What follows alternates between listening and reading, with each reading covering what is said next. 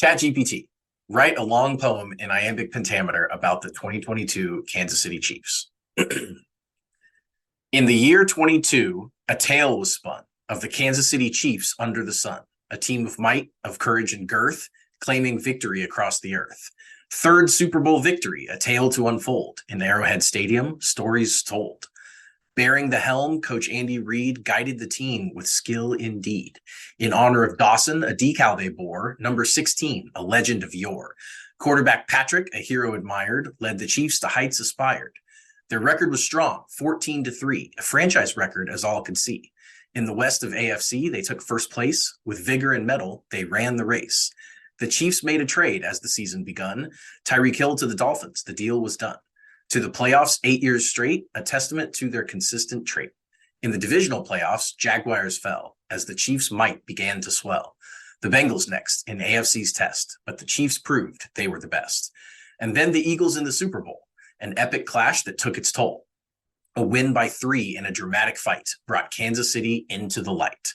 Hurts ran a yard, the first to score, but the Chiefs would not ignore.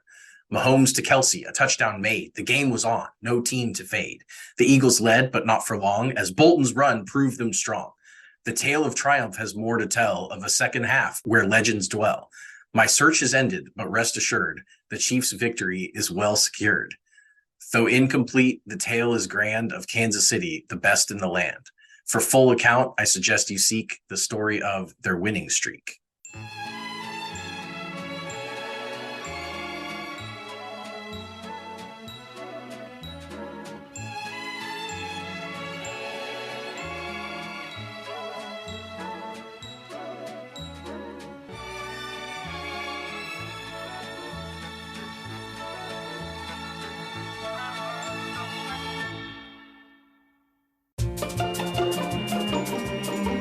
Welcome in to It's Always Sunny in Chiefs Kingdom. I'm Austin. Find me on Twitter at RealBirdLawyer. Here with me, as always, my co-host Taylor at Taylor_Wit, and our third chair, ChatGPT, with the introductory poem. We gotta, I've been outspoken on this podcast and on my Twitter account, which you can follow at RealBirdLawyer, of my anxiety about artificial intelligence. But I will say there are some things that intrigue me about it. And this obviously is one of the things that intrigues me. Now, what I would really like is once we develop AI voice technology, which has horrifying implications, by the way, because it's already there, buddy. People already don't know what's real. I mean, Yeah. not really, because I did spend some time a couple weeks ago YouTubing AI covers of different things, and they were awful. I mean, listen, they were bad. They were not good. But in 2 years, or probably or less 2 time months. than that, right? Exactly. They're gonna be spotless. We'll be able to have like a whole orchestra and like layers and layers and layers of harmonies that are just created out of thin air. I'm excited about that. What I would have loved is, if we're still doing this thing, and again, Who do you want to read that years, poem? Yeah, exactly. Christopher Walken, Patrick Mahomes, Andy Reid, right? Travis Kelce, Bono, Freddie Mercury, like a John Elway. I want it to be read, I want it to be sung. Like we're going to turn that into a song, like a Bohemian Rhapsody style, get a little Beach Boys 5-part harmonies going in there. In the year 22, a tale was spun. Scaramouche, Scaramouche. Oh, yeah, it'd be great. Love. Check out our personal sponsors, Underdog Fantasy, promo code SUNNY, SUNNY, get you a match on your first deposit up to $100. As Taylor pointed out last week, great way to practice for your fantasy drafts. We just did one last week. It was a little haphazard. We didn't have a lot of advance notice. We're just doing our dynasty rookie draft, and neither of us had hardly any picks. So it's fine. But at least because of Underdog, we were pretty familiar with the rookie class and able to just hop right on in there and get a draft done. So pretty excited. Yeah, fun stuff. We big fans of Underdog here, and we think you should check them out. Speaking of fantasy, we are going to have some announcements about the Always Sunny Fantasy Leagues for 2023 in the coming weeks. I can't promise you when exactly that will be, but we are going to plan tentatively to have 3 leagues this year. We had 1 last year, 1 the year before that. This will be year 3. We're going to have 3 leagues. We've got a sort of a rough outline of how they're going to interact with each other, which is going to be really fun. So stay tuned for announcements there. We got a great show for you guys. It's May 26th. So we're in the heart of the offseason now. We've got news, though. We're continuing our Ask Blast from the Past. Week 3, 2003. Chiefs are traveling to Houston to take on the the junior franchise of the league, the Houston Texans. And David Carr, it's going to be a blast. We're going to recap that for you. We're going to do an NFL power ranking show, which I feel like we probably have done for the last couple of off seasons because it's easy content for us, but we're going to power rank NFL teams. Let's get into the The Chiefs are going through organized team activities, OTAs, this week, which means we got to hear from some of the boys on the mic, including Patrick Mahomes. And of course, he was asked about the recent quote unquote reporting that, he may be getting an adjustment to his contract. And of course, he came out and said that he believes that legacy is more important to him than money. He has enough money. He says he was very candid that he's, set for life and he doesn't really need to make any more money, but he cares about winning. He cares about rings. Is Mike Florio going to take a fat L on this one? No, Mike Florio doesn't know how to take L's apparently. But Yeah. I do want to just kind of talk quickly about what I thought was maybe the most surprising part of this little snippet from Mahomes, which was not that he cares more about legacy. It was not that he thinks he's set for life. It was that he was actively concerned, or at least conscious of, doing right by the other quarterbacks in the NFL. Sure. And he said that, you want to make sure that when their time comes to get paid, that, you're pushing that bar higher and higher for everybody at the position. That's something that I just don't know if I've really gotten a hold of for his idea about the rest of the quarterbacks in the NFL. I don't know if that's a good soundbite for him, and if he doesn't actually think that, but he knows that that's something that plays well, or what's probably more likely the case is that he feels a brotherhood with the other 31 quarterbacks in the NFL, because there are only 32 of them on the planet, and does feel like if we can all help each other out, we can all push for higher numbers and better contracts and all that stuff for each other, then, all of our lives benefit from it. So I just thought that was, we always talk about how classy he is, how he says the right things, how he never really stumbles on interviews. And that continued to be the case with everything that he said so far this offseason. But that was an aspect of his classiness that I just didn't really account for earlier, was that he really cares, or says that he cares about, how much these other guys are getting paid too. It is an interesting comment because, of course, every quarterback that gets paid subsequent to him is going to push the market forward. I mean, and so it's not really up to, those contracts are going to keep going up, whether he gets a bump in his pay or not. But it was an interesting comment. Speaking of knocking answers out of the park, I did want to briefly address this because I literally was stunned to hear this answer when I was listening to the press conference because of how masterful it was, and I'm going to try and do it justice. He was asked about Jackson Mahomes, his brother, who of course has been indicted for sexual misconduct. And I'm just going to read his full answer. Honestly, it's kind of a personal thing that I just gotta keep to myself. I mean, at the end of the day, I come here to play football and try to take care of my family at the same time. So just kind of keep it to myself and go out there and play football when I'm in the building. That's a process. And he followed up on that with respect to, how do you handle balancing family? And he said, that's a process everybody has to navigate in life. Obviously, I'm on a bigger stage, but at the same time, it's your family. But you have to come in here and do a job. That's what I try to do every day. Obviously he had to know that there was likely to be a question asked about Jackson since it was in the news. And I'm sure that he gave this answer a lot of thought in advance, but press conferences aren't scripted.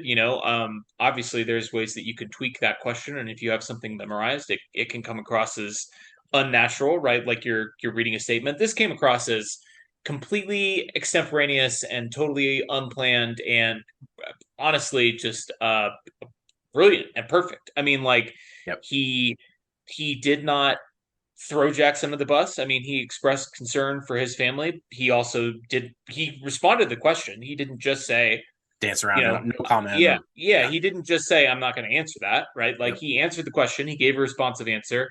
And at the end of the day, he not only looped it back to football, but he said, everybody has to navigate family stuff in life, which is totally true. Yeah. He's just like us. I mean, he's just a regular dude.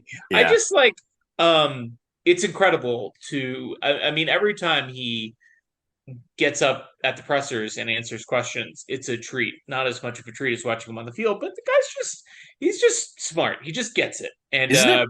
Isn't it yeah, really fun when Mahomes still impresses you to this day, five yeah, years into his career, sure. with It's the anything best. that he does, even on the field, off the field, whatever? It's just really fun that he continues to push his own level of just the leadership, the maturity, the being just saying the right thing at the right time, doing the right thing at the right time. Like he's just such a role model. And I know that we kind of get caught up in the football aspect of him a lot, but like, damn, it just must be such a pleasure to be around him in that building.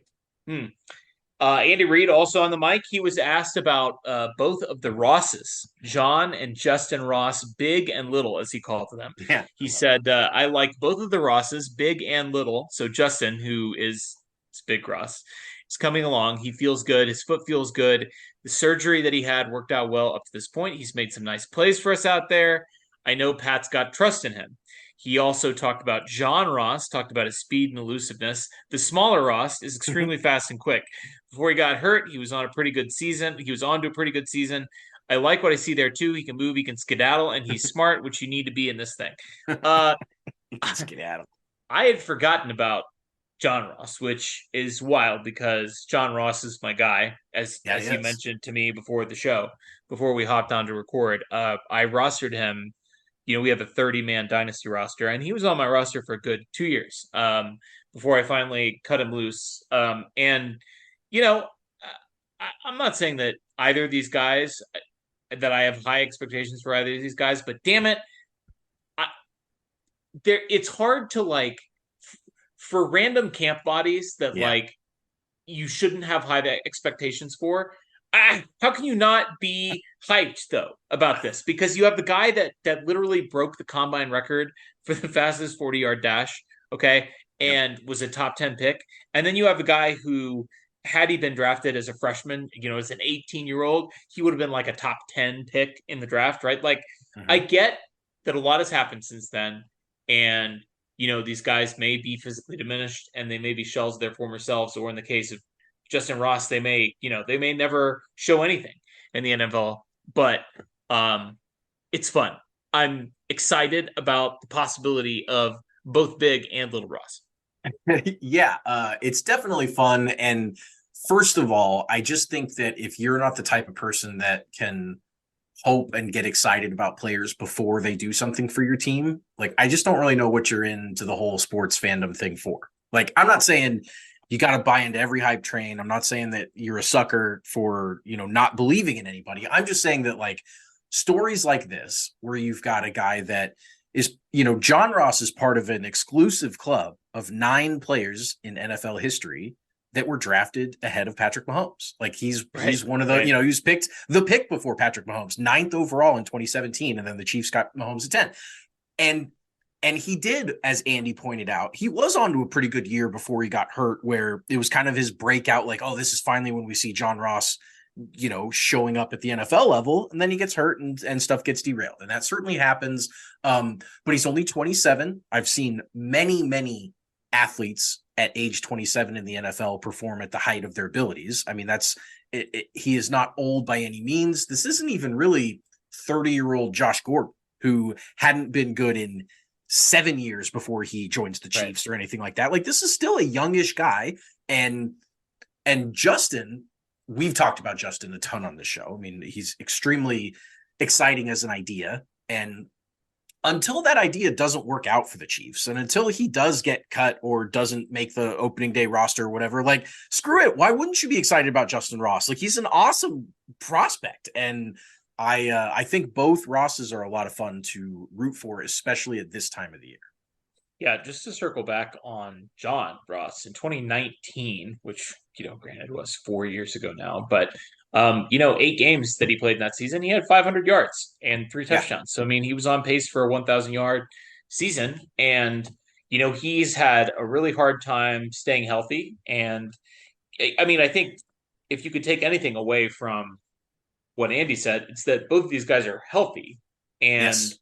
if that is true, and obviously it's hard to put too much stock in Andy Reid pressers in May, or really at any time of the year, but Any especially now. But I mean, if they're both healthy, they have all the chance in the world to make the roster, and we'll see where things go. Now, in this loaded wide receiver room, Mhm. is there space for another body? Because Depends on the body. DeAndre Hopkins was released today by the Cardinals. He is now a free agent. Our friend Mike Florio tweeted out that the Cardinals are doing something that starts with a T and ends with a tanking. They're tanking To tank. because they cut DeAndre Hopkins. He's a free agent. They got nothing for him. They paid all of his salary, and now he can sign with whoever he wants.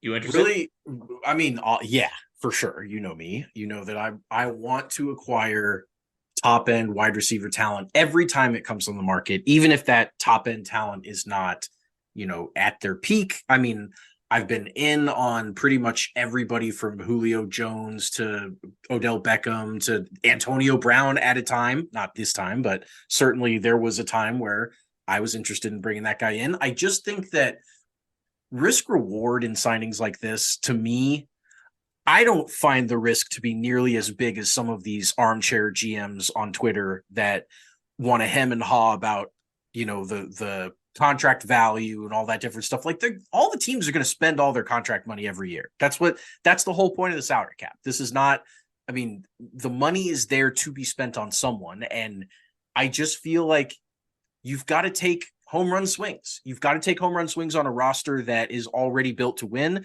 because if you miss that home run swing, you're not in a bad position. I mean, the Chiefs without DeAndre Hopkins are the Vegas Super Bowl favorites already.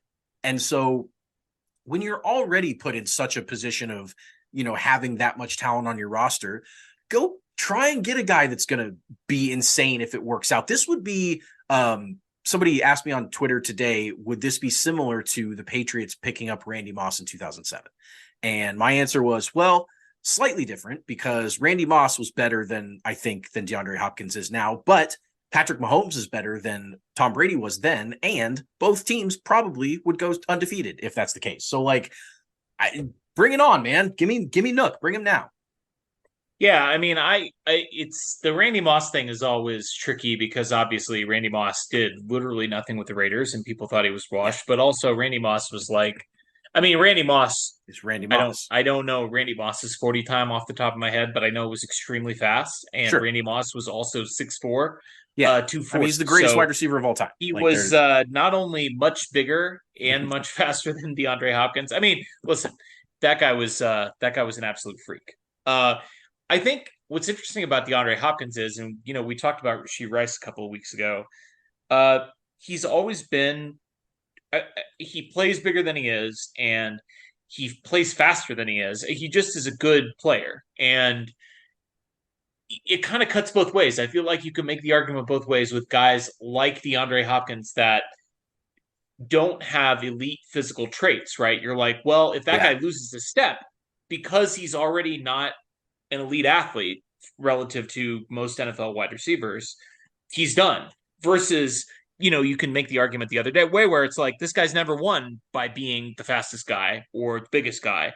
So what's to stop him from continuing to just continue to win the way that he always has? That second argument is he's got that dog in him. Sure. Right. I mean, really, like you either have the dog in you or you don't. And Right.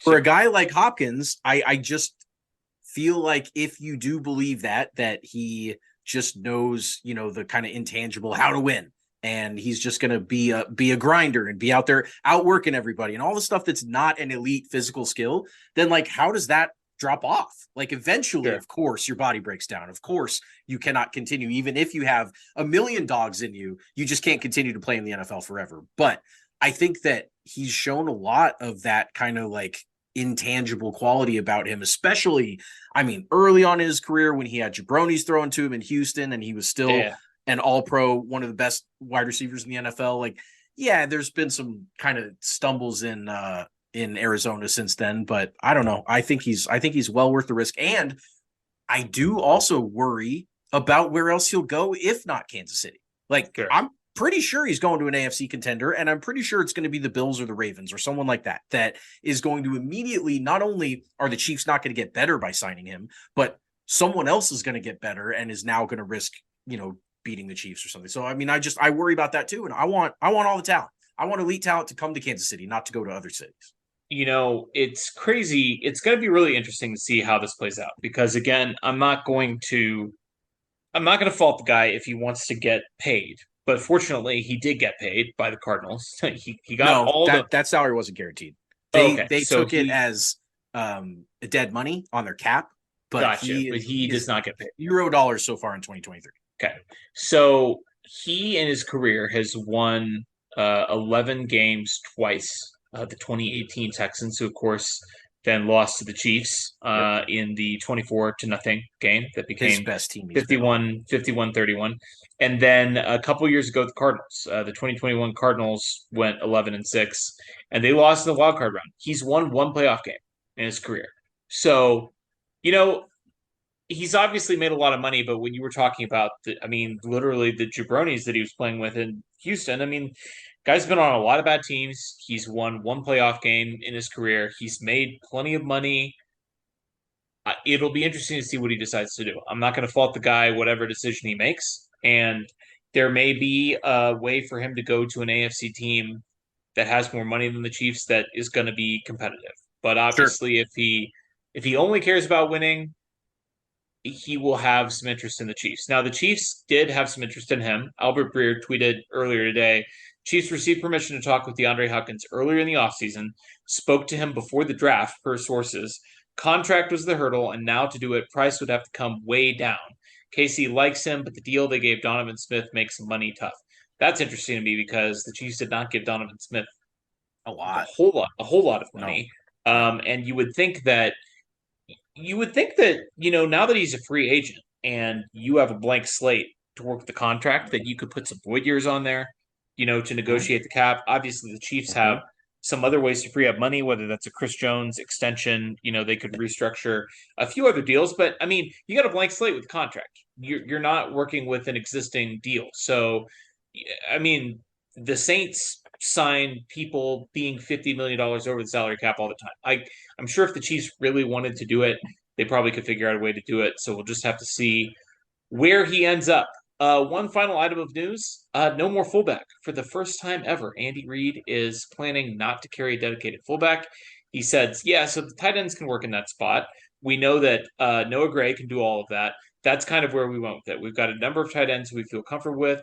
So maybe you keep an extra tight end instead of a fullback. This would be the first time in Andy's career as an NFL head coach, which goes back to 1999, that he would not carry a dedicated fullback on the team. And I guess I'll see it when I believe it. But wow, I mean, I guess you can teach an old dog new tricks, huh? Yeah, I think if there's ever been an old dog that you can teach new tricks, it's Andy Reid. He's always up with the times and is very young at heart, and certainly has a lot of tricks up his sleeve. But the no fullback is something that I think we've seen coming for a little bit, even if he has still rostered, whether it's Sherm or Burton last year or whatever. But I do think that, we just don't see the usage in the offense to the point where it seems like it's worth a roster spot, especially given how competitive some of the other skill position players on offense or skill positions on offense are. And, we've had talks about how the 53 is going to shake out in all the off seasons. And it always just kind of comes down to man, I'd love it if they could have kept, a seventh wide receiver or something or just something down the depth chart, because those players seem like they could actually impact the team. And right. we've never really argued for the rostering of a fullback ever, because we don't see it pay off. We don't see very many plays where it seems like, man, thank God we had that fullback. I mean, maybe that's because the Chiefs, haven't had super elite fullback play or whatever. I mean, it doesn't really matter. There is really elite no fullback play yeah, in exactly. 2023. I mean, it's catching passes. It's Kyle Juszczyk. That's it. He's the guy. And so, yeah, I think that this is not surprising. I'm really interested to see what they do with that extra spot. Maybe they'll just carry another running back, and maybe it'll basically amount to a fullback. And even though he's saying some stuff about, how they're going to handle it, maybe it doesn't really mean anything as far as an extra person on the roster. I don't know. We'll see how it goes. Nate Tice pointed out the other day when this soundbite came out that Noah Gray would be in the backfield as a fullback quite often in college at Duke.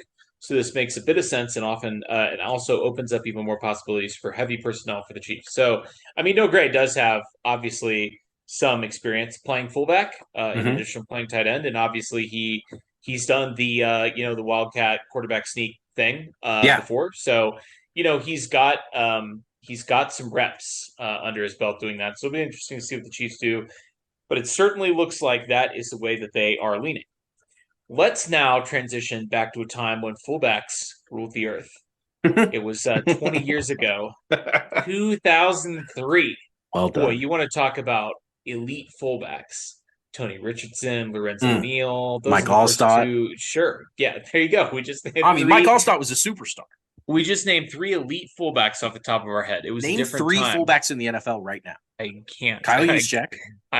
Michael Burton. And But I don't know. Is Michael Burton an NFL fullback right now? he is. He is. He signed with the Broncos, I think. Oh yeah, he did. He traded on us. That's right. Yeah, Yeah, so he two now and three in 2003. That's our the one that played for our team last year, yeah. and Kyle Juszczyk.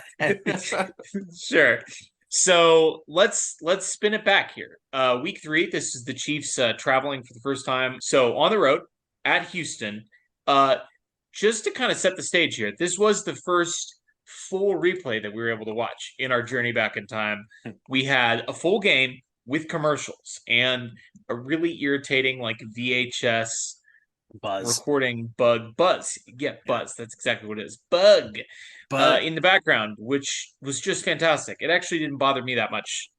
You overhyped it, and then I felt like when I actually heard it, I was like, all right, this isn't going to bother me too much. Yeah. But Chiefs are 2-0. Texans were 1-1. This was their second season. So, this is still the youngest team in the NFL, the most recent expansion franchise. And they had gone in their inaugural season 4-12. They come back, they're 1-1, they're feeling good. They beat the Miami Dolphins 21-20 in week 1. They got blown out by the Saints, but this was their home opener. Chiefs are coming to town, and I mean, this was just a fun blast from the past. I enjoyed Kevin Harlan on the call for this game, and I mean, it just was again, as will be the theme throughout our recap of this season. It's just like was a completely different time, different world. Absolutely different world. We'll probably get into the 2003 commercials at some point because they're hilarious. We're definitely going to do 2003 commercials at some point. But just the whole the presentation of the NFL, it's really fun to go back 20 years ago and watch that. It was fun to, I mean, even to try and take in the game not in HD and remember that that's how we were watching it. We didn't have the slow-mo growing up HD replays and all the different. I mean, it was just a different product. I got to say that Houston crowd was electric, especially early on in the game. I mean, they were buzzing. Incredible. Who was Harlan's color guy? You just told me. Randy Cross. Randy Cross. Shout out 20 year ago Randy Cross, who I haven't thought about in a long time, but he's a good color guy. Randy Cross was good, and he actually, in the first quarter, this is the first note that I wrote down about this game, he called Houston Stadium one of the loudest in the NFL. And I was like, are you sure about that? Well, but it was pretty electric. Sure. And remember, at the time, it was a brand new stadium. So it was state of the art. They were the talk of the town in Houston because of the expansion franchise. I mean, they had legitimate buzz, and there's no better time to show off how excited a city is for their team than the home opener. And I mean, it really was. I couldn't believe through the TV, just through the broadcast, how loud I felt like that Houston crowd was. They were into it. No, for sure. And the Chiefs come out first play of the game, first series of the game. They run, they get stuffed. They run on 2nd and 13. Sure, of course. Again, I mean, listen, we've done that a handful of times, but I can't imagine that this will be the last time we see a 2nd and long run from the 2003 Kansas City Chiefs. No. And then, third play of the game, Trent Green gets sacked. We punt the ball away. And I don't know. I mean, I did not do any background reading on the 2003 Texans before I watched this game. Sure. So here's some names where, Dom Capers was the Texans coach. I had no idea that Dom Capers was the Texans coach. Okay. Sure. I didn't know. How Did you could I catch have who their known DC that was this information? game? I did not. Who Vic was it? Fangio. What? Yeah. What's that? Randy Cross called him Vic Fangio. That's probably Vic why you missed it. Fangio. Because it was like Probably is why. he like wasn't an established guy yet or whatever. Sure, and they so probably he was mentioned him like reading one it time. on the exactly. He literally did just one in passing. Oh, and Vic Fangio over there, and I was like, "What, Vic? All right, Vic." Well, there you go. That's why we had to punt on the first drive. Vic Fangio was making his mark on the NFL, dialing up a little pressure look on 3rd and long. Dom Capers, by the way, I mean, first head coach in Houston Texans history. I'm sure there are old heads among us here that are listening to this, and they're like, how did he not know that Dom Capers was the head coach of the Texans?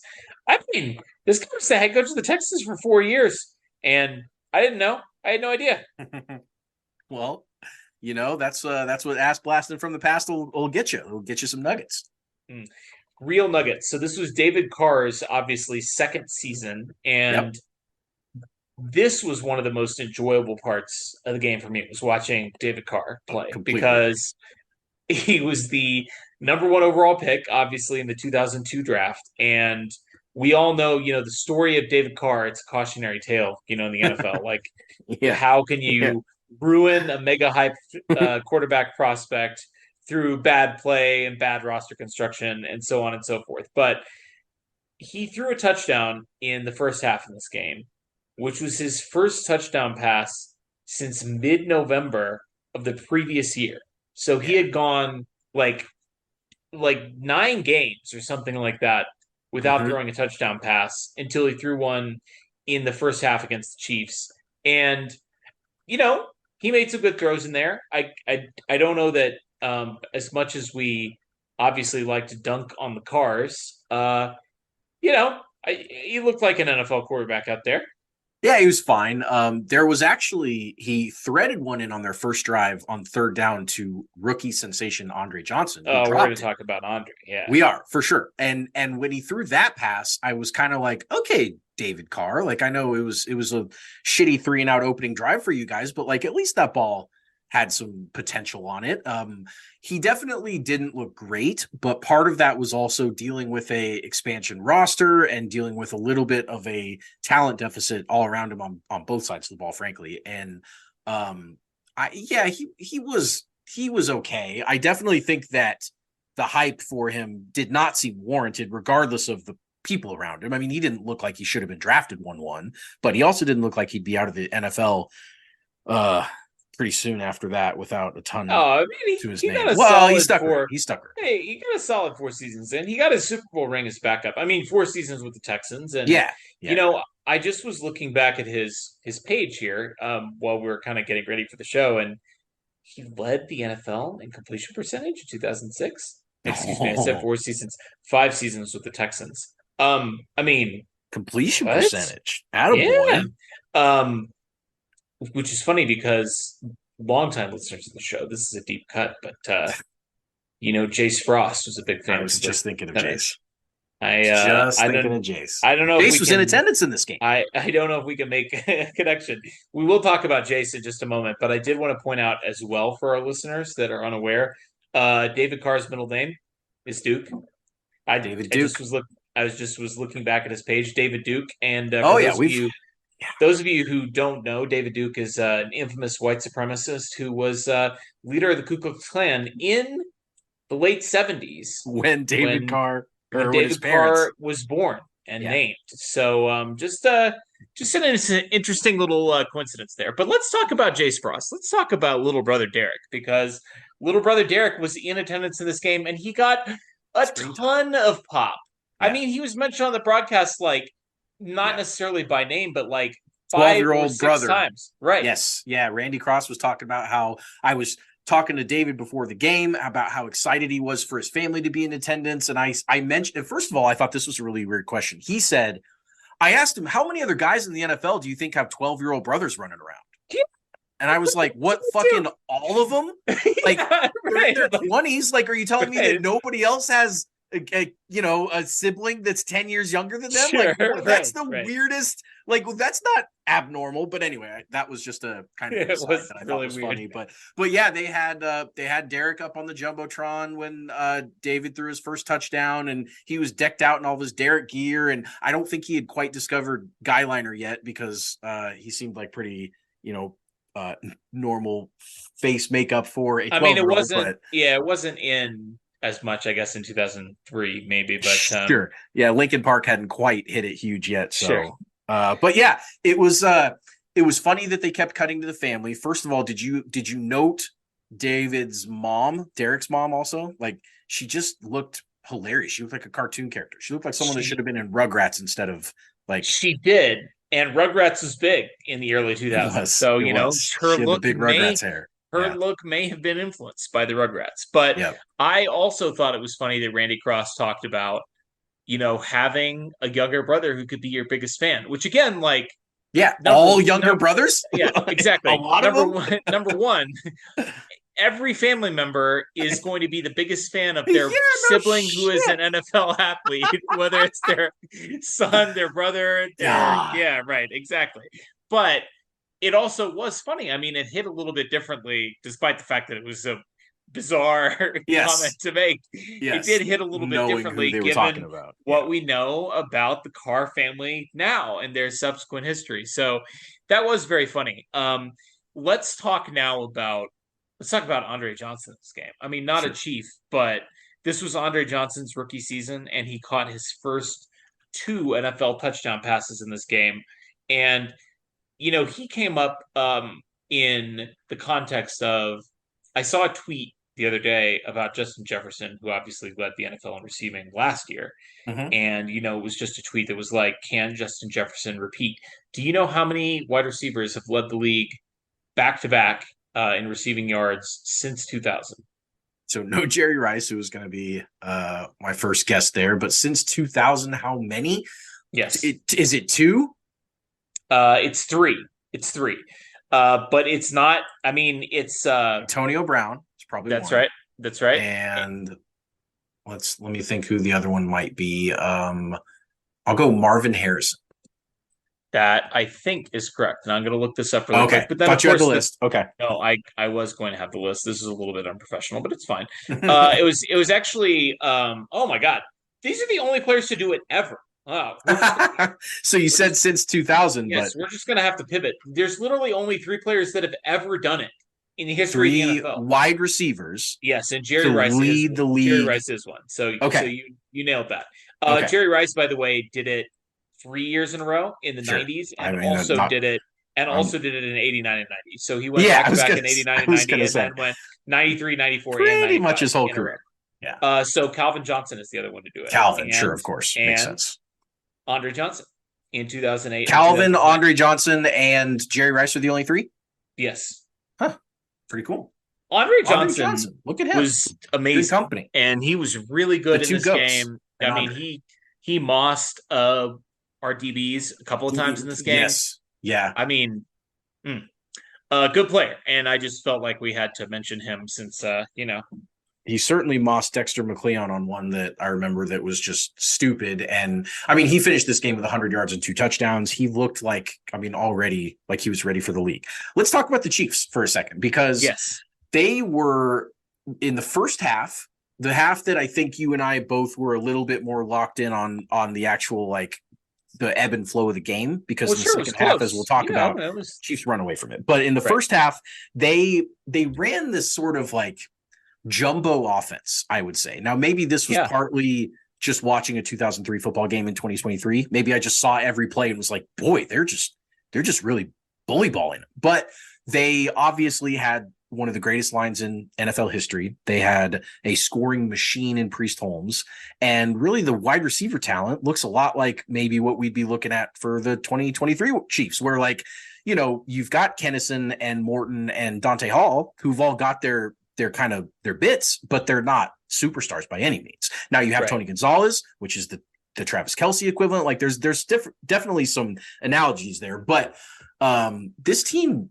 ran it down your throat. they lined up and they put big Jason Dunn in there, and Tony Richardson and their big line, and they just let Priest Holmes eat. And boy, in this game, much like the previous game, Priest Holmes ate. I mean, he looked like he was the best player on the field when he was running the ball here. Only 18 rushes for 89 yards, but that's because the game kind of got out of hand. But where he really made a big impact was 4 catches for 67 yards. Had a wide open 31-yarder earlier in the first quarter, and just looked sharp and looked like a guy that, I mean, when he was scoring, he scored 2 touchdowns in this game in the first half. He was leading the league in scoring at this time, as he would do often throughout this run he had with the Chiefs here. What you think about just watching Priest, really sitting there and watching him behind the line, watching him explode after his cuts, and like just watching the guy work? I thought it was really interesting because one of the things that I really liked about and got really into with this broadcast was hearing Kevin Harlan and Randy Cross talk about the game of football in 2003.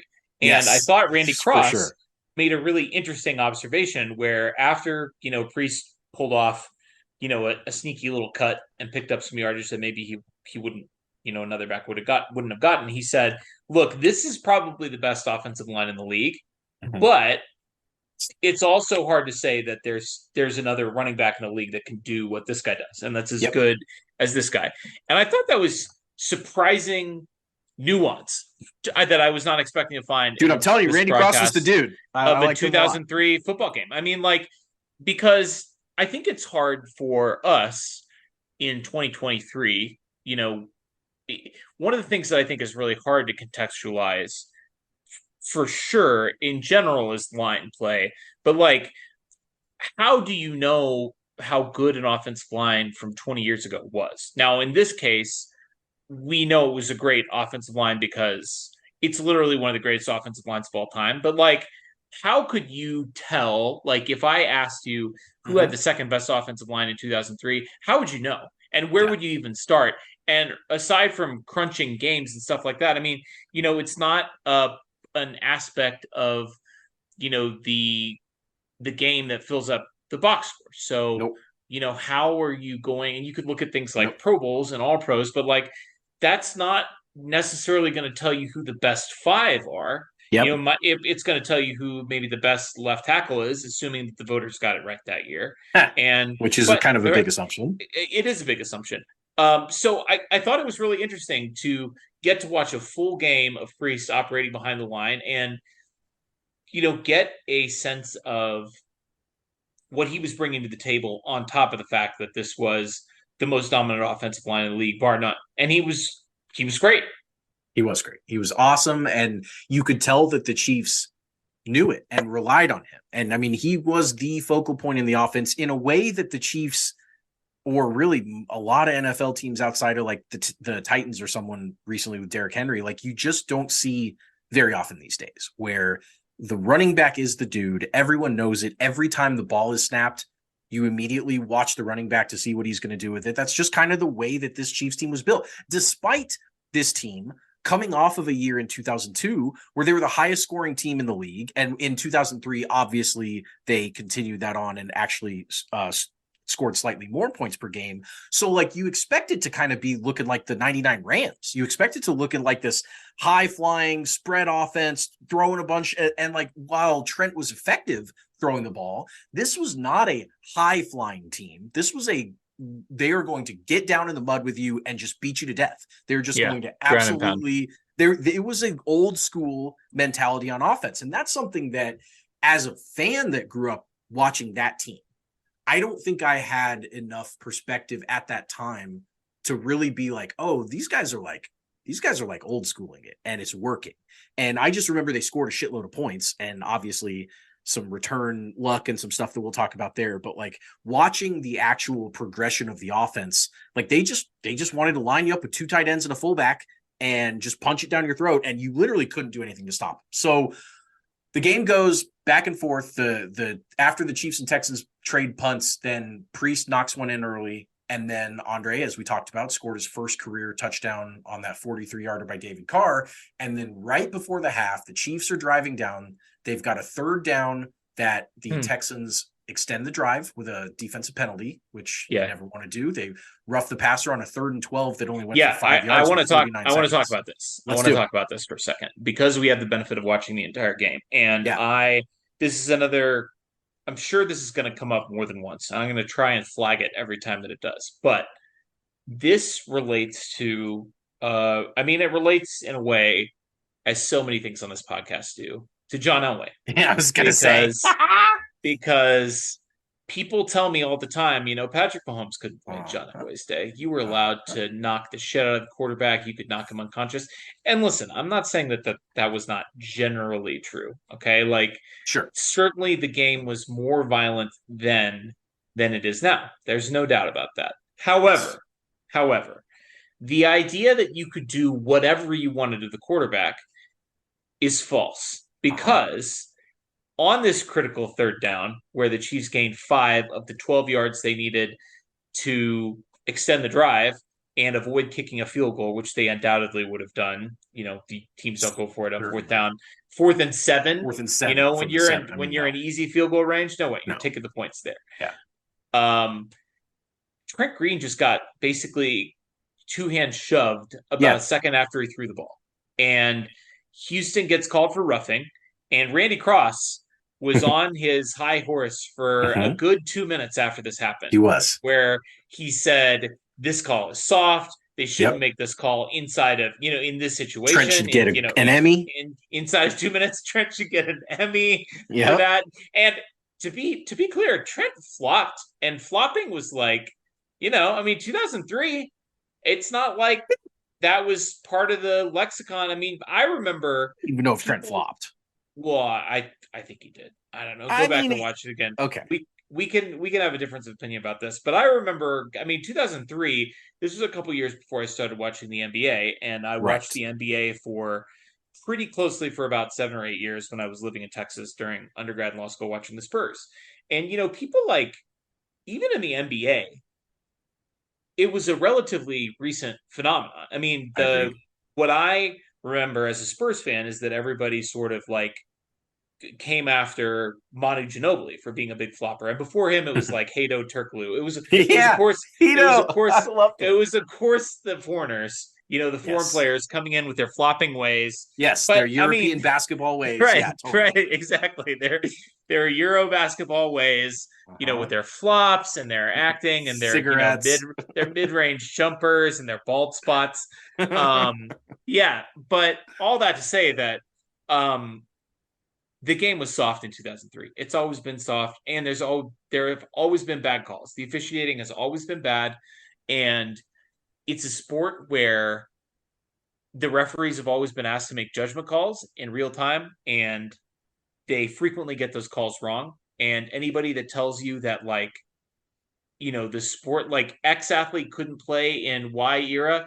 I mean, if we're talking about, some dude from the 1960s who, weighed 180 pounds, yeah, that guy couldn't play in the modern NFL.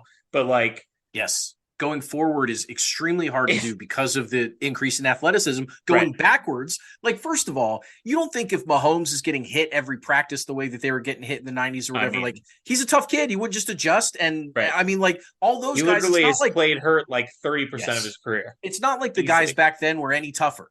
They just they played with a different set of rules, but they still all were able to play the game. And the guys these days that are badass athletes are just as tough. So off the soapbox there, the Chiefs do end up, after getting the roughing the passer on 3rd down, they take over, and on 3rd and 5 with 19 seconds left, Priest sneaks around the left side and sneaks into the end zone for his 2nd touchdown of the game. And the Chiefs, the 2-0 team that, I mean, I think a lot of people, they were 8-8 last year. The Texans were 4-12. You expect the Chiefs to take care of business here. If not for that gift of a roughing the passer, would have gone into the half up maybe 10-7. Instead, it's 14-7. Still don't feel like this game is anywhere close to out of reach. It's obviously only a 1-score game. This was a close game at halftime. It was, but we can kind of breeze through the second half because the Chiefs did. It ended up being an absolute ass kicking. So after taking a 7-point lead into halftime, they come out, the Texans, on their first drive. They get the ball out of half. David Carr throws an interception. Great pick by Dexter McLeon, by the way. That was Great it was pick by Dexter underthrown by McLeon. Carr, and he just played it perfectly. That was a free agent ad that the Chiefs got from the Rams. Big play. And this 2003 Chiefs, man, the Chiefs have to punt on that ball, but then Texans fumble, Chiefs score touchdown. Texans punt, Chiefs score touchdown. How? You know how. The X The X Factor, baby. Factor. That's right. Dante, Yeah, whenever you say they punt, Chiefs score touchdown, you have to ask how. In this era, particularly in this stretch of Chiefs football, yeah, a great player. And you know what was really fascinating too is one of the other things that I really liked about getting to watch the full broadcast of this game is you get the talking points. Like, and this is before social media, and it's not before the internet, but like I couldn't, if I wanted to know what was happening in the NFL in week 3 of 2003, this is the only way that I would ever know. I mean, correct. Like, and it's the only way everyone, like, they all got the same message. This is the ubiquitous talking points for the NFL was happening on the broadcast at that time. Absolutely. And Dante was Dick Vermeil's guy and barely made the team. You know, he was one of the last guys to make the roster the year before that. And this was before he became, this was the year that he established himself as Dante Hall. You know, Chiefs Ring he of had Fame. 3 returns in 2002, which was great. And you don't often get a guy with 3 returns in any season anywhere. But obviously, doing it in back-to-back years, he had the one the week before in week 2. He comes in here in week 3 and gets another one. Now it's like, oh, not only is Dante Hall like the best returner in the NFL, he has now become must-see TV every time they kick him the ball. He's amazing. I wanted to point out in the second half here, so just to kind of spin through what was happening, you know, drive by drive. Trent Green did throw an interception. Chiefs did punt, but I mean, they outscored the Texans, you know, in the second half of this game, 28-7. So, yeah. We got to see the NFL debut of another Chiefs running back in this game. Legend. Yep. Larry Johnson came in with the Chiefs beating the hell out of the Texans in the second half. This was the third game, obviously, of his rookie season, and we talked about this in our preview show for this season, but first-round draft pick, first-round running back when you have Priest Holmes. But again, you know, people didn't know what Priest was going to be, and I think that draft pick is probably the greatest indication that people didn't know what 2003 Priest Holmes was going to be. The Chiefs took a running back in the first round. And obviously, it's different back then than it is now. You know, like that's a thing that you could have done in 2003, and people wouldn't have gotten upset about it. But Larry Johnson making his debut in this game, and obviously he would go on to be quite a formidable runner of the football in his own right. Well, yeah, think about just the impact there of you have a guy like Priest Holmes, you still take a guy in the first round like Larry Johnson, and when Priest Holmes eventually, a couple years down the road, does break down and you do have to go to the young guy, I mean, Larry Johnson then just becomes the 1-1 in the NFL of running backs immediately and just is an absolute superhero right after Priest Holmes was. Like, they really did make a good case for, you know, emphasizing running back on the roster. And if you're going to go heavy run, like at least get a guy back-to-back, 2 guys like Priest and Larry that were all-stars in their own right. And I just thought that was really interesting that, you know, 2003 Larry Johnson's making his debut, but it's really not until late 2005 that he becomes like a full-fledged member of the Chiefs, and obviously had a great run after that. So they one other player that I wanted to shout out, one of those touchdowns was by the great Eddie Kinnison. And this was another one where, I mean, this is the context that you don't get from reading Wikipedia or by looking at box scores, right? You know, like Eddie Kinnison had obviously bounced around. You know, this was his 3rd season with the Chiefs, but he had been a Bronco a couple years before that. I mean, this is his age 30 season. You know, he spent 3 years in St. Louis, 1 year with the Saints, 1 year with the Bears.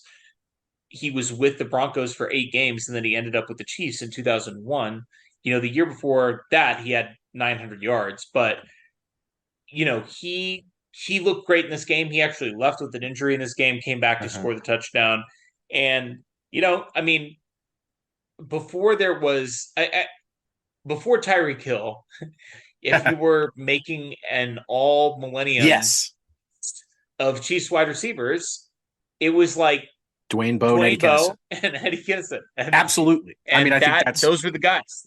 and Dante, but he wasn't an all-star Sure, because of right, his wide receiving right, skills. I mean, you're absolutely right that those were 1 and 2 of Chiefs wide receivers, but basically between Otis Taylor and Tyreek Hill for the most part. I mean, right. it absolutely was they were about as wide receiver poor as they were quarterback poor for like Right. 30 years. Like it's And unbelievable. as tight end and running back rich as they were, quarterback and Yeah. wide receiver poor. And Yes. and line and defense for the 90s and all. I mean, they definitely emphasized a lot of aspects of football, but quarterback to wide receiver was not one of them. No. Apologies to Andre Rison and all my guys from, back in my childhood, but like it just wasn't the same as basically what all these other teams were doing, or at least the successful ones in the NFL.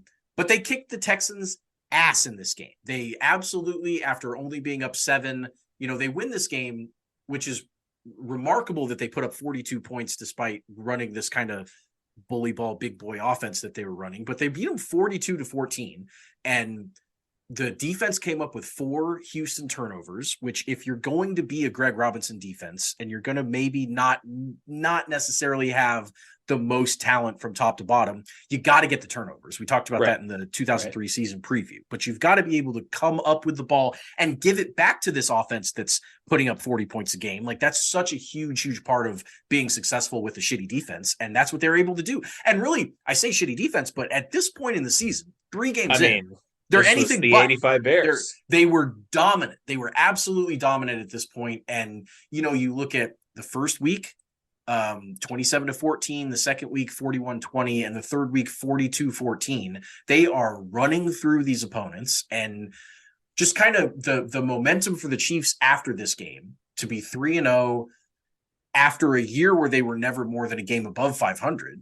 And after a year in 2002 where they knew that the defense was holding them back. Now you're 3 games in and you think, oh my God.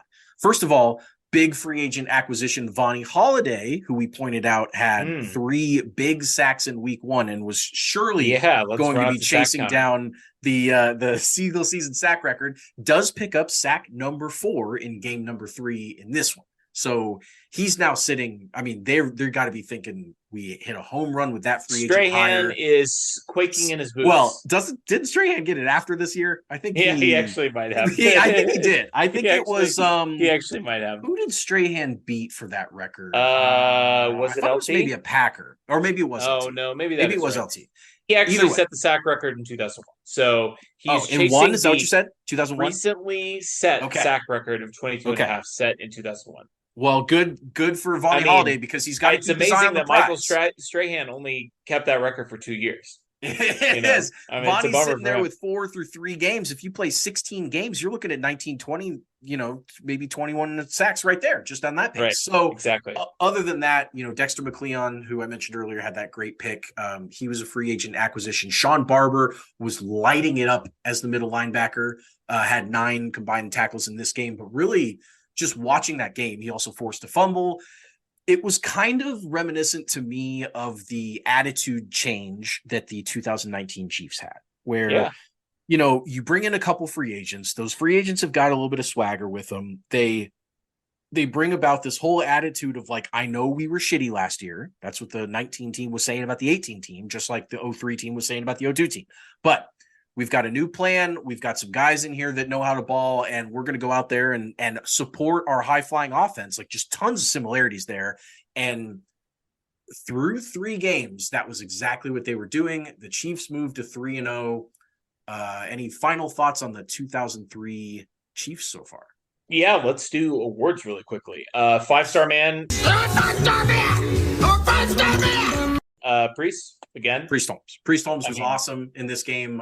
As we detailed earlier, 18 rushes for 89 yards and 2 touchdowns, but those 4 catches for 67, I think really showed his versatility. They showed his explosiveness. I mean, he's got 150 combined yards again this week. I mean, he was playing like an MVP at this point. It was crazy because those 4 catches, and I remember at least 2 of those in the first half where they'd be like, oh, Trent Green, he's got all this time, he's got all day back there. And then when they finally get through to Trent Green and he has to get rid of the ball, he just dumps it off And to Priest Brees rips Hall off for a big first down, ones. right? I mean, Yeah. exactly. It's like it must have been so irritating to play Yes. against that style of offense because you can't touch him. And when you finally get through, it's like, oh, there's Priest Holmes out of the backfield for 15 yards and a first down. Before we go to the next award, I have another little nugget about Priest. They mentioned Okay. on the broadcast that Priest would score his 31st touchdown over his previous 17 games. And so, of course, me with the StatHead subscription now in 2023, I'm sitting there going, all right, how many times has that been done? What's our touchdowns per game leaderboard look like in NFL history? So I go back and run it, and in 17 games, the leader all time in most combined touchdowns in 17 games is Priest Holmes with 33. Now, he had 31 here, and that means that he actually started a new 17-game streak 3 games later after this game ended. And those 17 games, he put up 33, which beat his other Marshall Faulk at 32, Priest had 31, and LaDainian Tomlinson, and the reason I bring him up, he also had 31. But at this time, in 2003, LaDainian hadn't gone on his goblin mode run until 2005. But in 2005 and into 2006, I must point out this ridiculous, unbelievable stat that I found. In 10 games, the most touchdowns ever that Priest Holmes ever scored in a 10-game stretch was this next coming up 10 games after 3 games from now, where he put up 22 combined touchdowns, rushing and receiving in those 10 games. And I was like, oh my God, that's gotta be a ton. And it is a ton. It's second most in NFL history. But the number one record there, if Priest is at 22 in NFL history, number one, you would expect to be only 1 or maybe 2 above him. Nope, it's 6 above him. It's LaDainian Tomlinson scored 28 touchdowns in 10 games. That is absurd. Over 2 months, LaDainian Tomlinson was scoring basically 3 touchdowns a game for 2.5 months. I mean, I knew, obviously, we were watching NFL at the time. We knew that he was going bonanza there. But to be 6 games up on second place on that stretch is just mind-boggling. But of course, then when you stretch it out to 17 games, Priest then takes back over, because Priest really had, I mean, that 17-game stretch he had coming up here, and then the previous one where he had 31, those two, that big, about basically 60-game stretch of Priest's Chiefs career in 2002, 3, and 4 is some of the most prolific, both scoring and yardage and usage, that any running back has ever had in NFL history. It's also crazy to me that LaDainian Tomlinson holds the record for 10 games by that much, but then Priest has the record. Priest catches him by 17. Now, LaDainian does have 10 through 16, including the record for 12 games is also LaDainian Tomlinson's 28 that he got in 10 games. So no one's ever scored more in 12 than what LaDainian did in 10. But yes, he then did drop off. You can't just keep scoring and scoring and scoring and scoring for but I mean, yes. So yes, in 17 games, Priest does catches him with 33. But that just underscores how ridiculous he was. Let's pick a trash man. I'm the trash man. I come out, I throw trash all over the ring, and then I start eating garbage. Yeah, this was kind of hard for me. It's funny because the first week was like a no-brainer Tony Gonzalez trash man, because he didn't do anything. In this one, he did have a ridiculous circus 22-yard catch of his only 3 catches for 52 yards. And so the production-wise, 3 catches for 50 yards, I mean, certainly below Tony's standards. But also there wasn't a lot of options for a trash man in this game. They thoroughly played well on both sides of the ball. They took care of business. They didn't really have many bonehead situations. So I picked Tony more out of like default. We have a superstar that only makes 3 catches. You probably should pick him, but it's not like he had a bad game. Yeah, no, I think that's fair. This actually was Tony's biggest game of the season so far. Yes, but correct. We haven't gotten a monster Tony Gonzalez game yet. And just looking forward, we're not going to get one for a couple more weeks, but we are going to get one before too long. I mean, 18 yards in the first game, 8 yards in the second game. So, 52 yards. But no, that's reasonable. I mean, it's hard to pick a trash man when you win by 4 scores. So, Yeah, that's completely fair. And wild card, bitches! Yeah! I mean, I think we got two options here. Obviously, Dante is he's like the quintessential wild card, Yeah. because he's scoring touchdowns on special teams, which is absurd. But I think you could also go with Eddie Kinnison, right? Just because Mhm. this was his first touchdown on the season. First touchdown for Eddie in 16 games. Yeah, crazy. I mean, he had a good year the year before He did. too, right? I mean, like it's not uncommon for a Chiefs wide receiver to go a really long time and not Right. score a touchdown. So Right, exactly. But I think those would be our two options there. Take your pick. So I hope you all enjoyed week 3 of the 2003 season. Chiefs are 3-0, dominant defense. I sense the Super Bowl coming. next week, just to preview, the Chiefs are at the Baltimore Ravens. So the 2-1 Ravens, they're going to present quite the challenge with old Kyle Bowler at the helm. Oh, that's going to be exciting. Can't wait for that one. Let's talk about the NFL, and let's do NFL power rankings. This is please. Quintessential offseason content. Sure.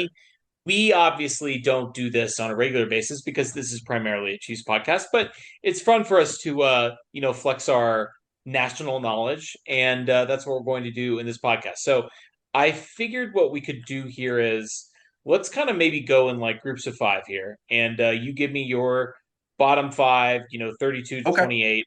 And I'll give you mine, and we can kind of talk through those, see if we have any differences. So sure, I'm sure we will. Who do you have as the 5 worst teams in the NFL?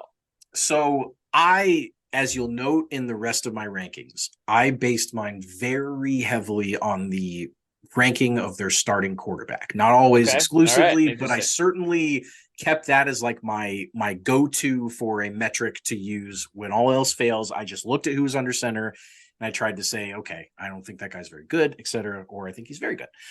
So at 32, this is more, I think it's maybe a little unfair to this guy, but Desmond Ridder and the Atlanta Falcons I have as the 32nd ranked team.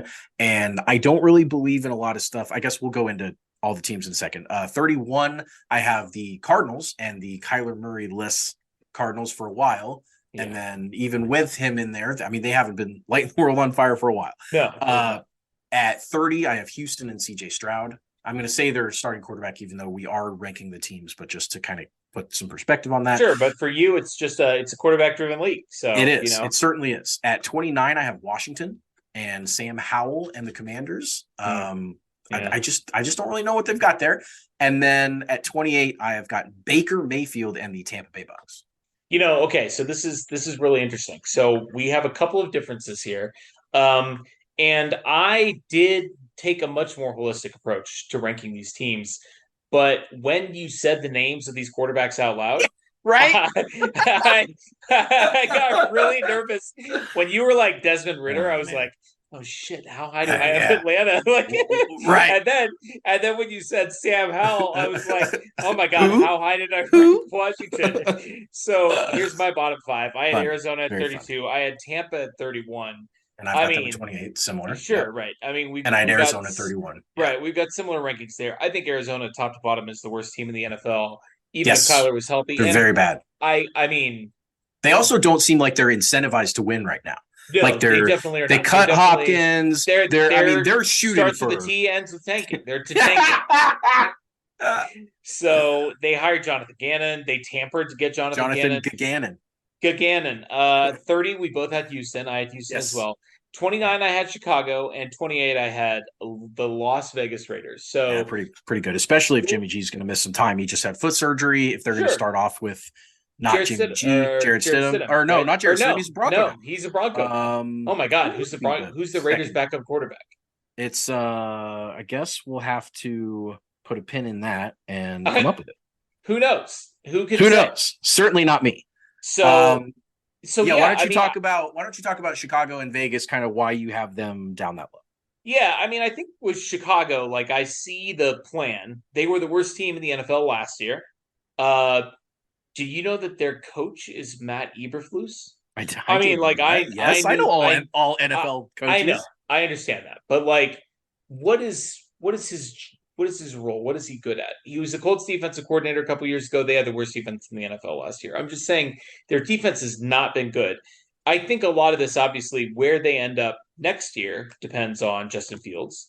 And Yes. is Justin Fields good? He's very good at running the football. Is he a good quarterback? I'm not sure. I'm not there yet. Hard to say, right? With the Raiders, I mean, like, I did find their backup quarterback, by the way. It's Brian Hoyer. Brian Hoyer. Yeah, he's reunited with old Josh McDaniels. Yes, Josh McDaniel. Is it Brian Hoyer like 40? I mean, he is give me Brian 37, Hoyer's, which is like 40. that is like that's 40. 40. It is like 40. Yeah. Oh my God. By the way, we're Yes. 36, so that means we're like 40. Ugh. Yeah. Yeah. Yikes. This took a dark turn. But it took a dark turn for the Raiders because listen, Yes, it did. Honestly, I could have ranked them lower. This is like I struggled a little bit with and I think this is always a challenge when you're doing a power rankings. Yes. Versus agreed. like just how bad is this team going to be right now versus like this team's going to be pretty bad and they're going to be pretty bad for a long time because they have no direction, no future. No. And like Arizona's I think the worst team in the NFL this year. Arizona is like they're going to get the number 1 pick. They're probably going to get another top 5 pick because the Texans traded them their pick.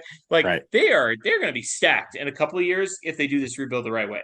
The Raiders, I almost could have put lower depending on, how I was feeling at the time because I don't think the Raiders are good.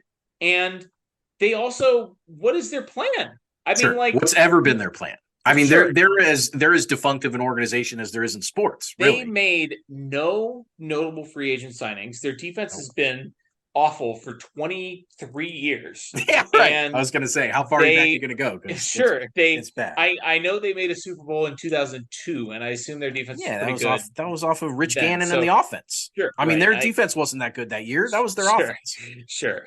They were 26th in weighted DVOA last year with Derek Carr, and maybe Jimmy G isn't like a downgrade, but like he's a downgrade if he's not on the field. Sure, Brian Hoyer's certainly a downgrade. Brian Hoyer is definitely a downgrade from Derek Carr. They traded away Darren Waller, who hadn't done anything for them really in a couple of years. This week? I did not. He said he was talking about the Giants organization. He said they really value our opinions here, which is unlike anywhere else I've ever been.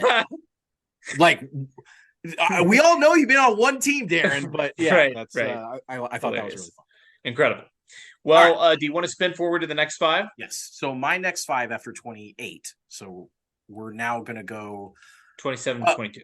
Yes, 27 to 22. I'm going to start with 27. Sure. Yes. And my 27 is the Raiders. I do think that they are not in a good spot at all. And even though I was doing this by quarterbacks, I mean, I don't even think Jimmy G's that good. Even no, he's not. Even with he's going to be away from Kyle Shanahan. Yes. Yeah, right. Kyle Shanahan and Debo and Kittle and perfect situation. Ayuk and right. And Christian McCaffrey. And the team after them, I have is the Denver Broncos. And we'll talk about them, obviously. Then I've got Pittsburgh, the Steelers, and Kenny Pickett. I think that they are part of this is also like, I just don't really trust this team to win any games. Even if maybe I think they might have a little bit of talent or whatever. Like, I just don't think that when you're playing in the AFC with Kenny Pickett, like, I just don't think you're in a very good spot there. 24, I've got the Packers and Jordan Love. I think they're going to be in for some growing pains without A-Rod there. And then 23, I have Ryan Tannehill and the Tennessee Titans. If it is, I mean, I don't even know if Ryan Tannehill is much longer for this world, but he is currently slotted in as their starting quarterback. And then I've got a little bit of surprise here. I have the Panthers and Bryce Young at 22, which I think given a team that just drafted 1 overall, I do kind of like some of their young talent. I think that they're a team that has a plan. I think it's so much different when you look at some of these crappy teams and what they're doing with their roster and what they're up to. And then, I just really like some of the moves that the Panthers made. I liked the move to trade up to 1. And I just think that they're in a pretty good spot as a franchise. So just to recap mine real quick: Vegas, Denver, Pittsburgh, the Packers, the Titans, the Panthers. Yeah. So we have a lot of similar choices here, but, we've covered some similar ground, but some differences. I have the Titans at 27, and I don't think they're going to be the 27th team on record because I think Mike Vrabel's a good coach, and I think they've overperformed. They're playing the AFC South. I don't think their roster is very good at all, and you have them at 23rd, so we have them in the same tier here. I mean, they've been hemorrhaging talent. They're pretty old, and I mean, they got Will Levis in the second round, but like, how often does the second round quarterback work out? Not very Right. often. Well, I Jalen mean, they Hurts, just I took guess. Malik Willis, and that didn't work out. Right, And I mean, exactly. it's just they don't seem to have much of a plan, and certainly they don't have a ton of talent. They don't have anybody that really freaks you out. Even Derrick Henry's older now. We'll give a little bit of extra attention here in a second once I've Yes. given my selects to the Same. number 26 team on both of our lists, the Denver Broncos. But in 25th, I have the Indianapolis Colts. 24th, I have the Rams. 23rd, I have the Falcons with Desmond Ritter. Sure. And yeah. 22nd, I have the Saints. I actually don't have the Panthers yet. They're coming up in my next tier. Spoiler alert. But Yeah. this is like my you play in the South tier. Yeah. And you're not Sure. the worst. And you're not the worst team in the South. Okay, Tennessee, Indy, Falcons, Saints. Yeah, that's good. Yeah, right. Exactly. A lot of South teams in there. Yeah, a lot of South teams in here, and you're not Houston and you're not Tampa, Yep. but you play in the South. That's like basically this whole tier for me. I like the Colts. What they're doing. Obviously, I'm a huge fan of Anthony Richardson as a prospect, and Yes. I don't want him to work out because he plays in the AFC, and if he works out, like he's going to be annoying. mega stud. But Yes. I think, Shane Steichen will do a good job for them. They're kind of an interesting team for me.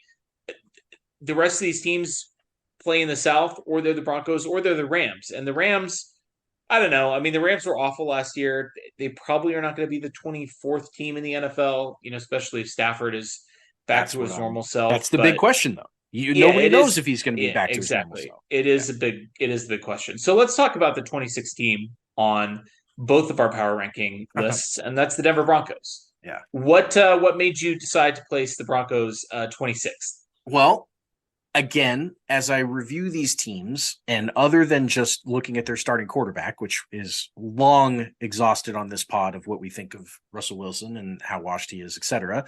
But like, I don't believe trading a first round pick for a head coach is a good plan. I don't believe that they really have a lot to be excited about on that roster. I don't see it. And, maybe I'm crazy. I'm not, but like, they just don't scare me. They don't look like a team that's going to go out there and be able to win many of their games. I'm thinking that they're going to go something like 5-12 or 6-11. I don't think that Sean Payton's the answer to everything. And I think slotting them at 26th, I'm actually going to go out on a limb and say that might be a little bit generous for the Broncos when we look back on it. I really don't. I think they're a bad football team, and bad football teams lose a lot of games. I had them in 26th because I think this is sort of a little bit of a hybrid ranking for me, because I do think Sean Payton is a good coach. I did see a really funny tweet. I don't know if you saw this, but somebody, Ross Tucker, I think, ranked all the coaches in the NFL, and he had Sean Payton 4th, and he had Mike McCarthy 21st. And somebody quote tweeted it, and it sort of went viral, at least in my timeline, that said, Ross Tucker is so dumb, he put the same coach 4th and 21st, which is I didn't see that. which is amazing, because like, if you look at their resumes, like, Sean Payton and Mike McCarthy's resumes, we don't deserve the internet sometimes. Shockingly similar. Sure. And I'm not saying, like, I think Sean Payton's definitely a better coach, but like, well, yeah, I don't know. I mean, like, what are the results show? Yeah, exactly. And like, listen, I think you can't make the Aaron Rodgers argument because Sean Payton had Drew Brees. So right, like, exactly. And he hasn't done anything without Drew Brees. And I think that competence is not what the Broncos want this year. Like, the Broncos should be trying to lose this year, because sure, they're gonna get there. They're not gonna have a whether choice. they want to or not. But I mean, this is a pretty old roster. They basically haven't added any significant talent in the draft in 2 years, because they traded so many picks away for Russell Wilson, and Russell Wilson isn't it. So I think, like, in order for this team to be any kind of contender this year, it basically, you would have to turn Russell Wilson into like the best version of himself. Like, I don't think getting Russ back to, 50% tier, if last year was like 0% tier, I don't think getting Russ back to, middle baseline Russ is going to do anything for you. I think it's going to get you to like 7-10, and That's not what you want. I think in No. order for them to be even like a borderline playoff team, they have to get like Russell Wilson has to be the best he's ever been, and there's 0% chance of that happening. It's not going to happen. Look at his competition. I mean, if they're playing in the NFC South, like Right. sure, 50% Russell Wilson probably is enough to that's at least probably why make it Sean Payton was interesting. like, "Oh Yes. yeah, Russell Wilson, I can win with this guy." Oh yeah, the NFL's easy is what Sean Payton was saying. Right, Like, exactly. are you kidding me? None of these teams ever have really good play. I mean, Yeah, none of them have good teams. now Denver has to go through not only 4 games of Patrick Mahomes and Justin Herbert, but the rest of the AFC, which all, I mean, to a team basically have better quarterbacks right now than the Broncos do. And Sure. it's not working for me. I don't think they're going to get it done. We'll see if they do. Obviously, we will move on with our tiers now. So we're going to do 21 through 16. Let's go to 16. Yeah. Yes, 21 through 16. So What you got? my 21st team is Anthony Richardson and the Colts. I'm interested in the Colts. I think that they, I again, like you, I don't want it to work for him, but I think it probably will. I think he's really, really fun as a prospect, as we talked about. I can't wait to watch him play. Like I'm Yes, excited to watch him play. Yeah, exactly. 20 is a really weird one for me. I have the Patriots here, and I just don't. They've got a great coach. They've got Mac Jones. I just don't know what to think about the Patriots. They've got Bill O'Brien now, a professional. They've got Bill offensive O'Brien coordinator. instead of Matt Patricia, which I guess this is the first time Bill O'Brien's ever made a football team better. I mean, we'll see. Maybe he won't. But yeah, so we've got the Patriots at 20. At 19, I've got the New York Giants, and I think this might be selling the Giants a little short. I think they've got Saquon on a contract year. They've got Daniel Jones with the big contract. They've got just kind of, I don't know. Brian Dable does seem like a good coach. I think there's a chance that the Giants might end up being one of the better teams, but also that's also because the bar in the AFC or in the NFC is so low that like if the Giants were to be like the 3 seed in the NFC or whatever, like that doesn't mean that they're that good. That just means that there's not a lot of NFC competition there. But for now, I don't really know what to think about them. Middle tier for that makes sense to me. So I've got the Giants at 19. 18, I've got the Saints. And I think here it really depends on what's going to go on with Derek Carr, how effective he's going to be, I don't think the Saints have a ton of talent, but like, let's say Mike Thomas becomes his old self again or something. I can see them being a little feisty. Again, NFC team doesn't take a lot for those teams to win a lot. 17 is really, really confusing for me. I have currently the San Francisco 49ers, which I know is going to be a huge surprise to a lot of people. It's a quarterback driven league. It is certainly a quarterback driven league. And right now there's just not a lot that you can say about Brock Purdy or any of the other Trey Lance, certainly. Sam Darnold. They might have Sam Darnold start by week 1 if the other 2 guys aren't healthy. Like it's just really weird right now. And I'm also one of those of the opinion that I just don't know if the San Francisco magic sauce can work every year. I don't know if you can do the Kyle Shanahan defense, don't have a good quarterback, still win a bunch of games. I'm just going to say this is like an off year for them. Not necessarily that they're a horrible roster or anything. I just don't believe in the 2023 San Francisco 49ers. And then at 16, I have got Geno Smith and the Seattle Seahawks, a team that made the playoffs last year by the skin of their teeth as the 7 seed. And I don't know, again, I feel like Seattle's got some pieces, but about mid-tier, about 16, that's like right on the edge of the playoffs. 14 and up would be a playoff team if you do 7 in each conference, obviously. And I just feel like that's kind of where I've got Seattle. Yeah, we only have one team overlapping in this tier, which is interesting to me.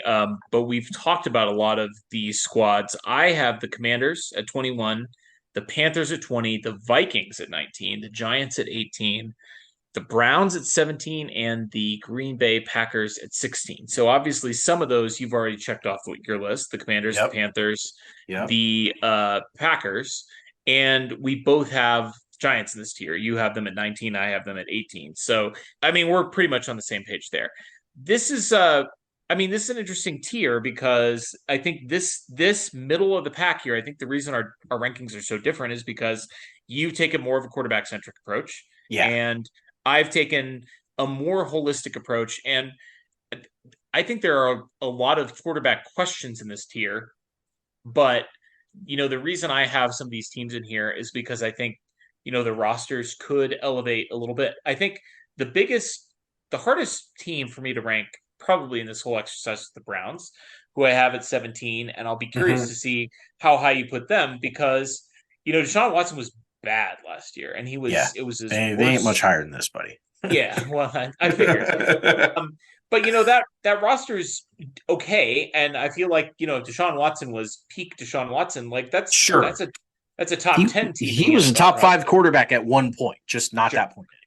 So this is an interesting tier for me. I think a lot of the teams that, with the exception of the 49ers on your list, a lot of the teams that you named are going to show up pretty quickly in my next tier here. So let's maybe spin forward to that. The middle tier of the NFL, I mean, it's just not that interesting to talk about. Like they could be good, they could be bad, who just really knows. So let's get up to 11 and then we'll do the top 10. Number 15 on my list is a team that if their quarterback gets right, that is, of course, the Los Angeles Rams. I think they have a chance to be that team that went to the Super Bowl. I mean, obviously, when Stafford's going, when he's the guy that they got in that trade, they're in a good spot with the other stuff, even though, yeah, they've fallen off a little bit, but they still got Cooper Kupp. They still got Sean McVay, which I think he still wants to coach and is good. I guess we'll find out.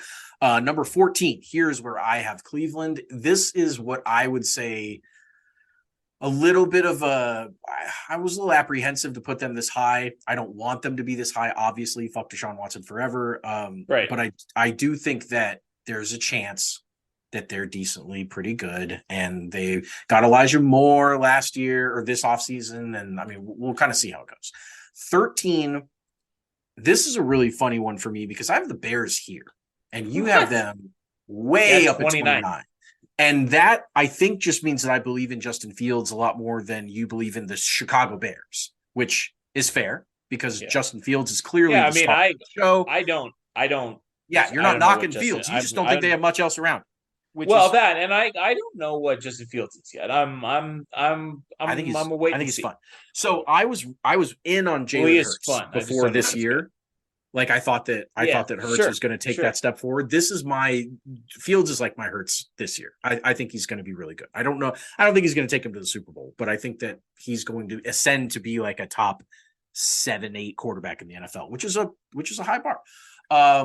That's 13. I've got the Bears there. We'll see if they can live up to those lofty standards. Probably not. They are probably going to suck. Number 12, restore the roar, baby. I've got Detroit and the Lions at number 12. I just think they're a lot of fun. I think they've got some fun young talent, and I'm really excited about what they're getting up to. And this was kind of an optimistic approach for me there for them at 12.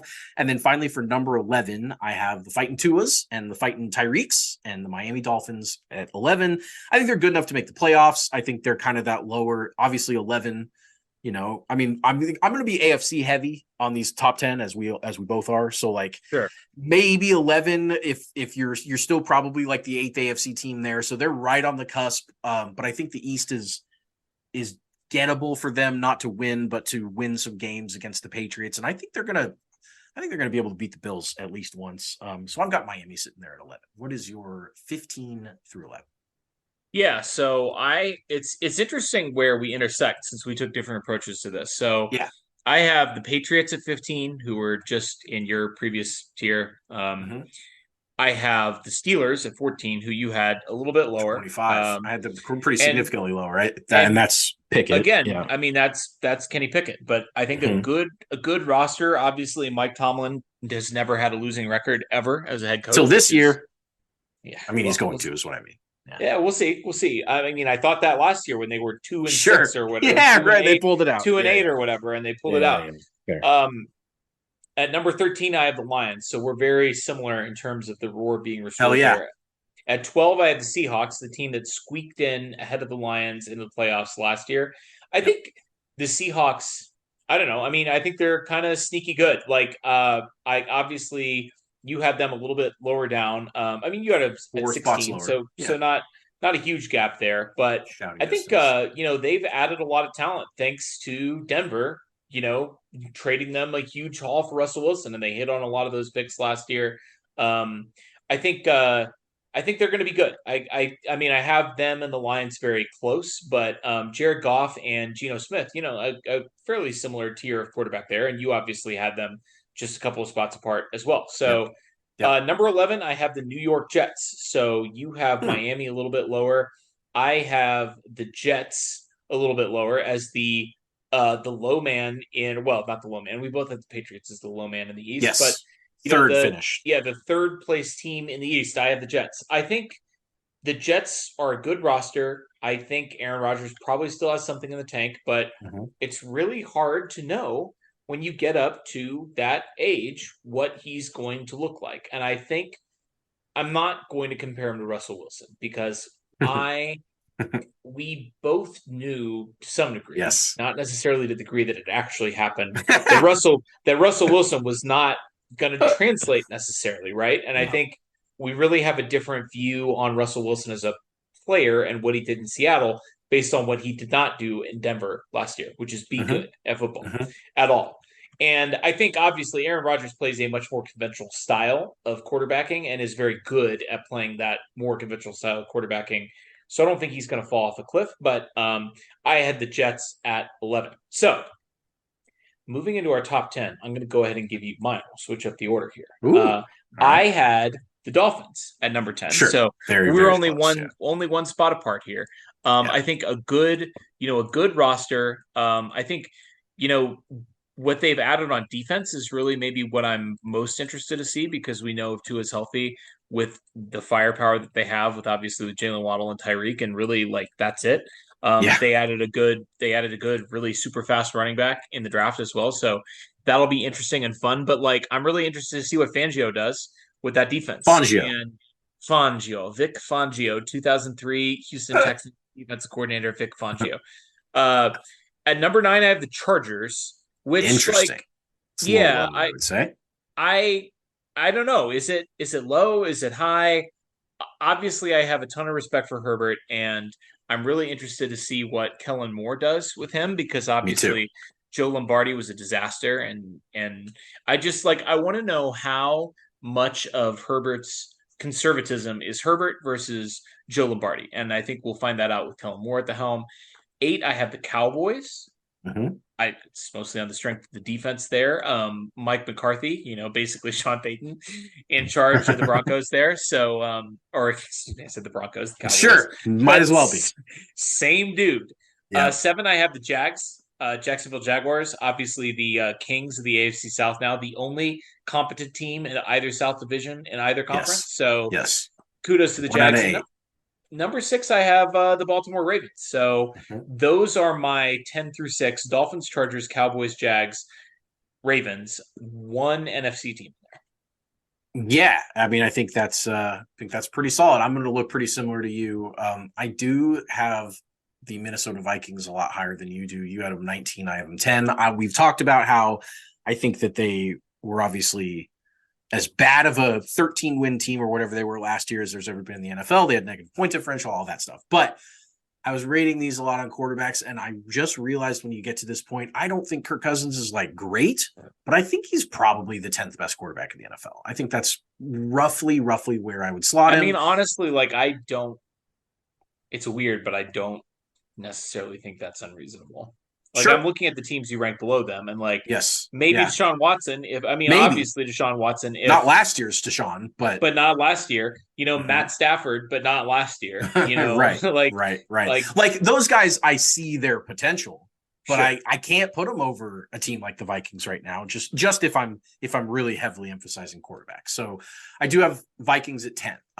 We both have the Cowboys. You have them at 8. I have them at 9. I do think Dak's a pretty hell of a good quarterback, and I think the Cowboys have a good roster. I think they're, I hate them, but I do think that they're always positioned, at least recently in recent history, they're always positioned to go out and win double-digit games and be right in the race, and then lose in the first round. Exactly. And I wouldn't have it any other way, honestly. I would much rather the Cowboys always give their fans hope and then rip it away. That's just kind of, of course. That's the way it goes. I've got the Jets down up at 8. You have them back down at 11. Pretty similar there. I think that Rodgers does give them the boost that they need with their elite defense, and I like all the I like Garrett Wilson. I think that they're going to go out there and score a lot of points. I would look for the Jets to challenge the Bills for the East. I don't know if they'll do it, but I think they'll be right there in the race with them.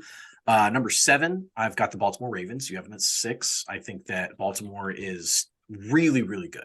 Really good football team. A lot of good players there. I like Lamar a lot. I think that's a fun team to watch this year, even though they'll probably be annoying for the Chiefs because they'll be battling for a 1 right there with us. And then number 6, I have your number 7 team, the Jacksonville Jaguars. I think they're going to be really, really, really good. I think Lawrence has shown that he is here to stay and he's an elite quarterback in the NFL. And especially given the talent, the teams in the South, like the Jags have 6 wins there, basically sitting right there for the taking in the NFC South. And then if they could just put together, if they can go 6-5 in the other 11 games, that's 11-5. And or that's 12-5. 11, 12-5, right. So, I think the Jags are positioned really well this year, and I like them a lot. So that's my 6 teams. So 10 through 6, I'm going Vikings, Cowboys, Jets, Ravens, Jaguars. So let's do our top 5. And I'm curious to see, I think 5 might be the only one that we have different, but we'll see. So number 5 for me is the 49ers, who I know obviously are not in your top 5. And that's based purely on the strength of the roster and the fact that I think that Kyle Shanahan is a great coach. And, they haven't broken through and won the Super Bowl because they ran into Patrick Mahomes. Sure. Tough break.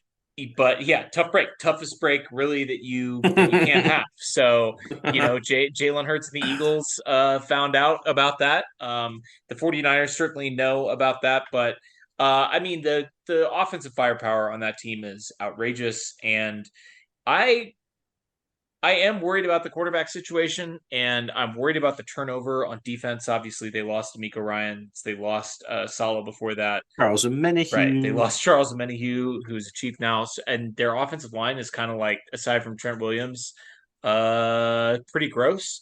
But I still think they belong in this top tier. Who do you have in 5th? I have what's probably a little bit of a surprise here. I have the Philadelphia Eagles, who I do think are the best team in the NFC. I just think there are 4 AFC teams better than them. And, Hurts was awesome. He was second in the MVP last year. They were damn near unstoppable in short yardage situations.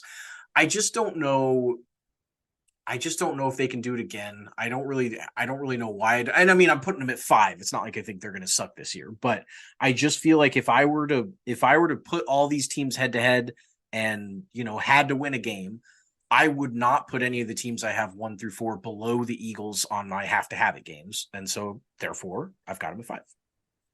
That's fair. All right. Well, number 4, we are going to have some deviations then because I have the Eagles up a little higher.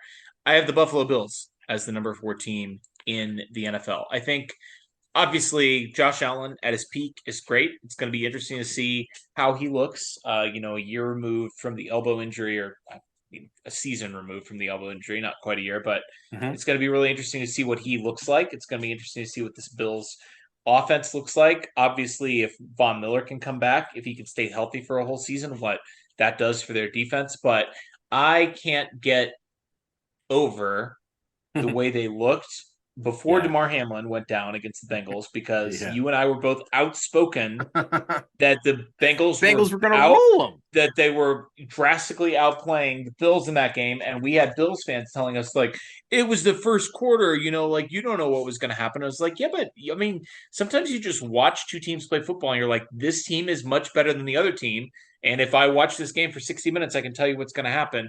And then we saw it happen in the playoffs. Yes. And even if we didn't know it, you certainly could use that first quarter to infer some things that probably would have happened. I'm not saying it's impossible to ever come back from we're Chiefs fans. We know what's possible to come back from. But when you watch those 2 teams play on the same football field for a quarter, it was just obvious which team was better. So, yeah, I'm with you. Who do you have in 4th? So my 4th team is the Los Angeles Chargers. And I think that you've got them down at 9. I think they're going to finally put it all together this year, which sucks. And I'm not saying that they're going to beat the Chiefs in the AFC West, but I don't think we're going to have the Chargers charging very much. I just think that They've got a hell of a lot of talent. They know that it's kind of the end of their window with the receivers, with obviously both Mike Williams and Keenan Allen being on the books for like $30 million each next year. Like they're about to hit the wall. And I like Quentin Johnston a lot. I think that they're a damn good football team. And I think that Kellen Moore is the biggest coach addition of the offseason by any team. That's fair. I think that Lombardi was so bad, maybe the worst offensive coordinator in the NFL last year. And I mean, certainly for the type of talent that he had. Yeah. Maybe he could have done some stuff with some of these other idiot quarterbacks. But I mean, he's got Justin Herbert there and he didn't know how to use him. And I think Kellen Moore does. So I've got the Chargers there at 4. I think they're going to win, 13 plus games. Number 3 for me is the Cincinnati Bengals. And I think you can infer what order based on the 2 teams I have remaining. I think they're the second best team in the AFC. I think it's a close call between this team and the team that I'll have in number 2. And obviously, I think you can all guess which team's going to be in number 1. But, I mean, they're a really good team. I think we've been waiting for a couple of years now, since they've sort of established themselves as the Chiefs' primary rival over the last 2 seasons, for them to hit a wall, because at some point you hit a wall.